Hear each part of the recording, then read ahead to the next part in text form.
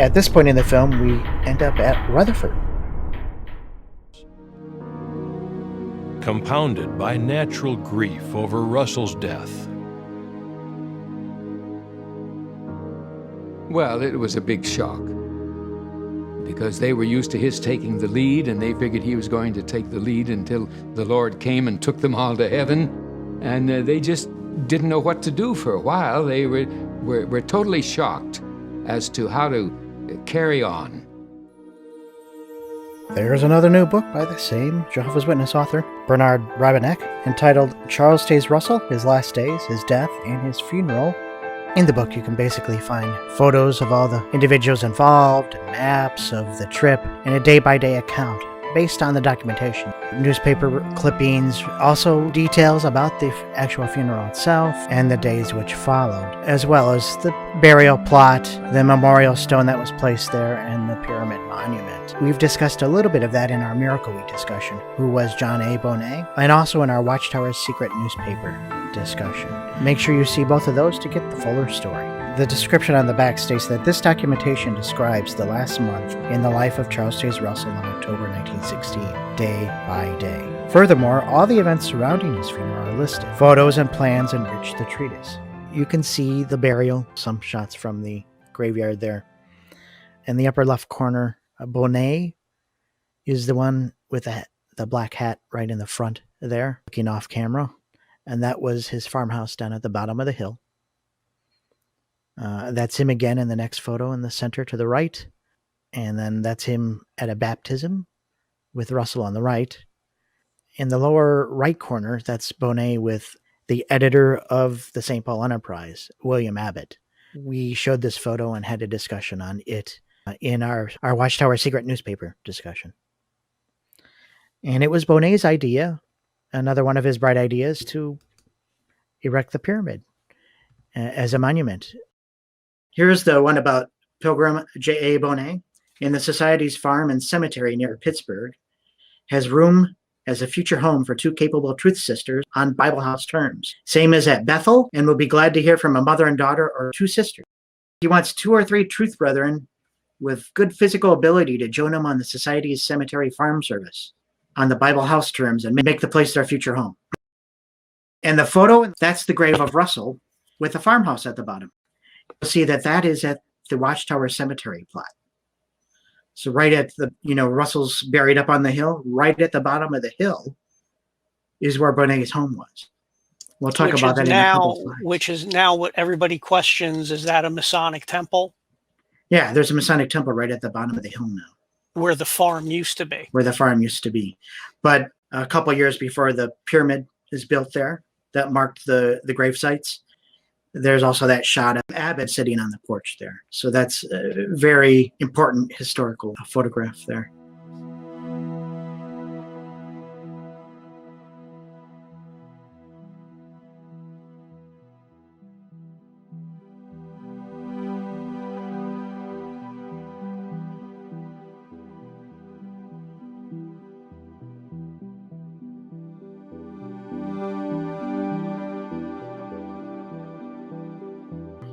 Right now, we're at the end of August 2021, and we have some breaking news and some sad news for those who follow Watchtower history, that the pyramid monument that Watchtower erected for the graves that are around Charles Taze Russell's grave has been vandalized. Months ago, the cross and crowns were chiseled out, and recently the monument was propped open and the top stone, the cornerstone at the top, was pulled off. And up until the 1990s, no one had bothered the monument at all. In the 90s, it was cracked open, and the reason it was probably cracked open is because the 1919 convention report mentions that there was a box inside that had old rare Watchtower literature. Well, that box is no longer there. This is not our discovery. This is something we found out through some of our anonymous Watchtower historian friends, and we have some friends that live out in the area, and we've sent them out to take the pictures and the video that you see here. Yeah, and it is a shame, regardless of your anger toward the religion or whatever. It's still a historic monument, and I hate to see historical things desecrated in such a way. But time goes on. I have a little respect for the dead in that regard, regardless of what your personal feelings are. I hate to see that destroyed, whether you like the man or disagree with him or look at him as a false prophet, whatever your viewpoints are. And the monument yields yet another mystery. On top of the monument are the initials F.K. and the date 1919, which is, of course, when it was built. I couldn't figure out who F.K. was. John A. Bonnet was the one who designed it, as we know from the 1919 convention report, but I could not find who the initials F.K. might belong to. It's probably just the builder of the monument. Watchtower, even after Russell's death, had predicted 1925 as another date that was found in the pyramid. And as we shown in our third trumpet blast discussion, that after that date failed, there was an effort to try and cover up that 1925 was ever mentioned at all. First, they tried to say, well, it happened, but it happened spiritually. And then they just said, well, because it didn't work out, basically, the pyramid's from the devil. It is a historical monument that marks some of the Watchtower's failed prophecies, of course, and... Well, oddly enough, that was other people's idea to have it built. Russell didn't commission that himself. Yeah, that was Bonnet, right? Yeah, that for his monument on. So people did that. You can't blame him for that. So Jeff, is that where you got all of those classic Watchtower history stuff in your collection from? I cannot reveal my sources. No, unfortunately, the pyramid. We can joke about it, but no, I don't even live anywhere near there. Some would sever all association with the Bible students and attempt to draw others after them. What would happen to the Bible students? Would they disperse as if followers of Russell? We've discussed this before a few times, but it was covered quite well in our interview with Rod Persson when he spoke to us about the book that he was writing on this subject. And the documented evidence doesn't quite show what's being claimed here. Be sure to see that to get the full story. This is not a work of man. This is a work of Jehovah God. It's evident that Jehovah had already chosen this organization. And because of the faithfulness and the sincerity of the men who were behind it, it's obvious that Jehovah had already chosen this organization to get his work done. Yes, this is the organization that celebrated birthdays. They celebrated Christmas. They even made Christmas movies.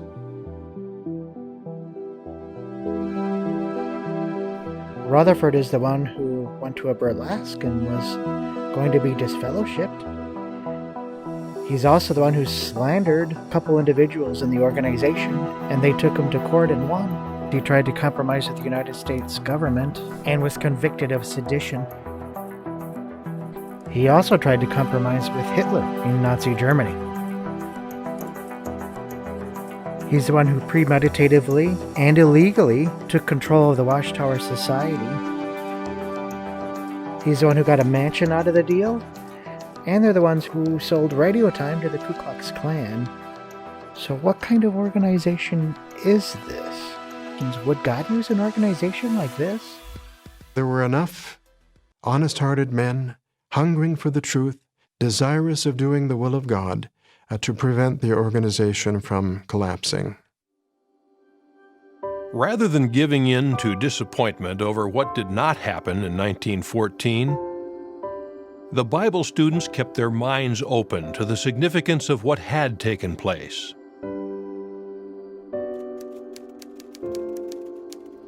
The World War and its aftermath had become the world-shaking events proclaimed by Russell almost 40 years earlier. The Bible students were coming to the realization that Christ's presence began in 1914, and that the world's last days were underway. In the film, they talk about they were worshiping the creature more than the creator. 2 months after Russell's death, Joseph Rutherford was appointed to oversee the work. Rutherford had been a close associate of Russell, traveling with him and speaking in his defense. Like Russell, he believed that the good news had to be preached. He was dynamic and could not be intimidated. Yet not everyone appreciated these traits, even among the Bible students. Brother Rutherford, he was an entirely different personality, brusque in manner, and he didn't fear to tread on anyone's toes. I think this had a tremendous test on the brothers, because they were really worshipping the creature more than the creator.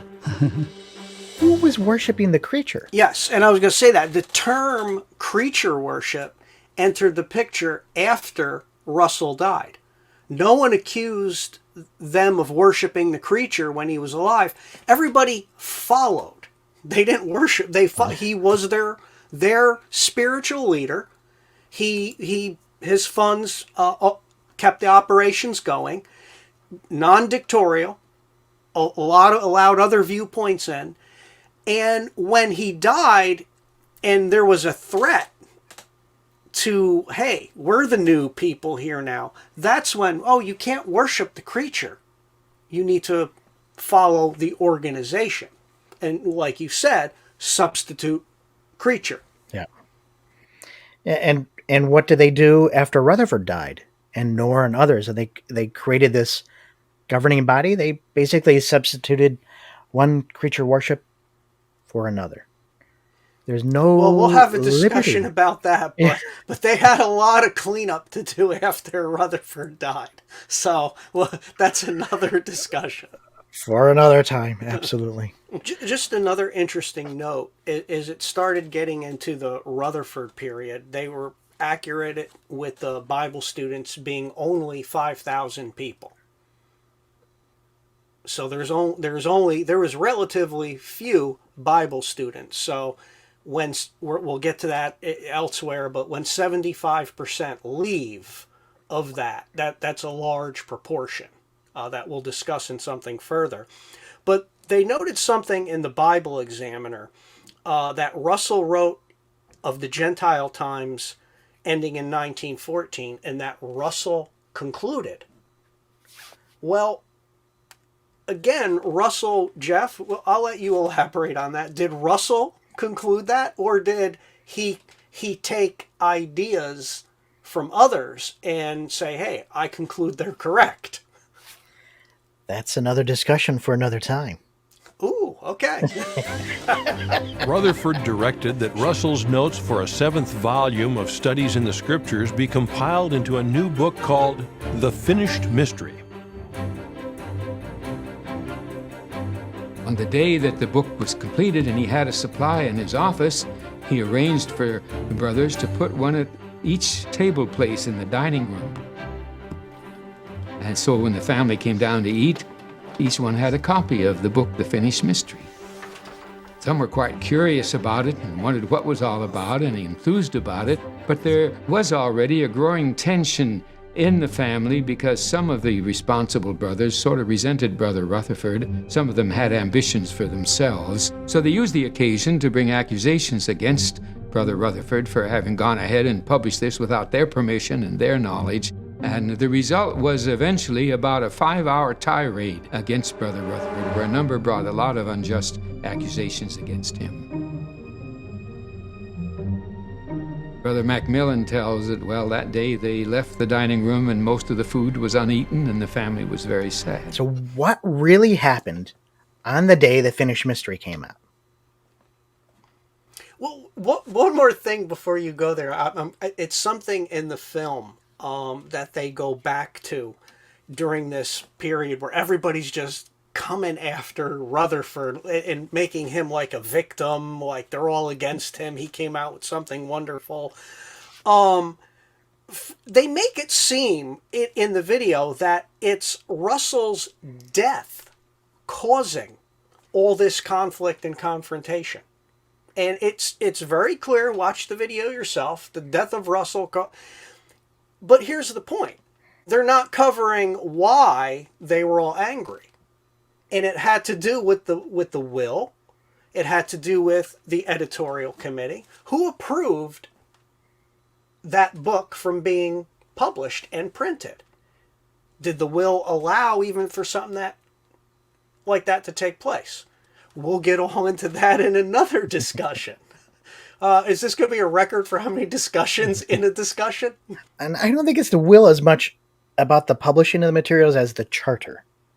The charter is what's important because the charter said... The will said the editorial committee decides what and how published. But we're going to have a really good discussion on this one. On that one. So we saw what the discussion with Root, that discussion we had with Root, just seeing that the board of directors had to see, the charter said, that the board of directors had to approve of the publications. But the board of directors were never notified that any publication was being prepared.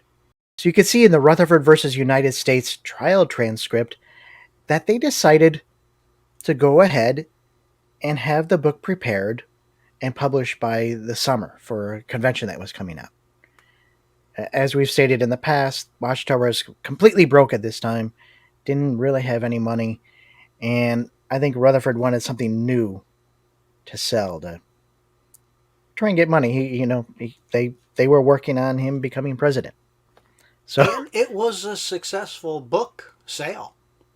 It probably pulled them out of the financial quagmire they were in, at least temporarily.